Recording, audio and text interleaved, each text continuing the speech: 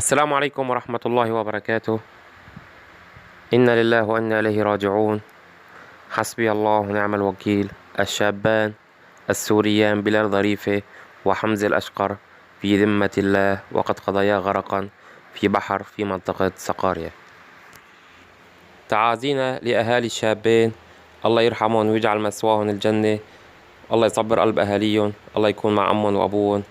حسبي الله ونعم الوكيل. لم يمضي على وفاة الطفل السوري عزيز عمران في مدينة أدنا التركية غرقا أيضا أكثر من شهر. حذرنا مرارا وتكرارا أن السباحة في البحيرات والبحار التركية خطير جدا، ولكن قدر الله وما شاء فعل. حسبي الله ونعم الوكيل. شباب مثل الورد عم بتروح هيك، حسبي الله ونعم الوكيل. يذكر أن الشابان طالبان جامعيان، نسأل الله أن يسكنهم فسيح جناته وأن يصبر أهاليهم. إخوتي، ذكرنا سابقا إذا أردتم السباحة في تركيا فعليكم السباحة في المناطق المخصصة للسباحة، يوجد بها مراقبين ويوجد بها منقذين ويوجد بها مساعدين. وفي تفاصيل الخبر إخوتي، لقي شابان سوريان مصرعهما غرقا في ولاية سقاريا شمال غرب تركيا.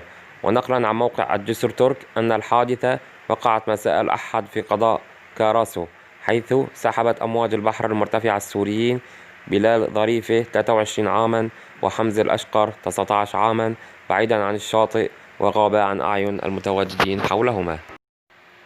وهرعت فرق الإنقاذ إلى موقع الحادثة وتمكنت من العثور على الشابين وإخراجهما من المياه بمساعدة المواطنين المتواجدين على الشاطئ. ونقلت فرق الإسعاف الشابين إلى مستشفى القضاء الحكومي، حيث فارقا الحياة بالرغم من محاولات إنقاذهما. تجدر الإشارة إلى أن الشابين يدرسان في جامعة سقاري الحكومية بحسب ما أكد ناشطون عبر مواقع التواصل الاجتماعي.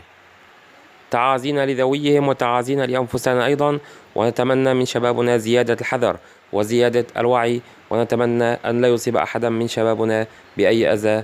حسبي الله ونعم الوكيل. إنا لله وإنا إليه راجعون.